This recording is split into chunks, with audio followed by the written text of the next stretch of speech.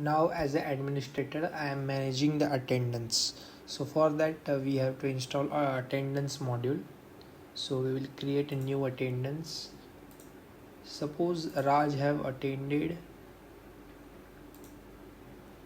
on 10th, like from 9 a.m.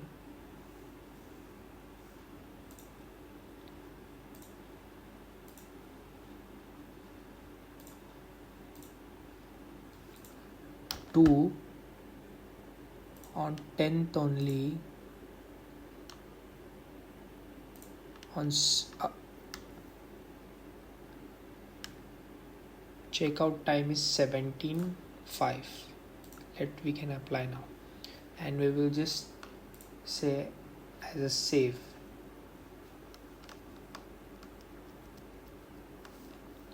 So the status is to approved and refused. So this is on approved. So we'll go in attendance. In October we can see we have a Raj have attended. Work hours is 7 hours. We can see that this is how we can manage attendance in Odoo.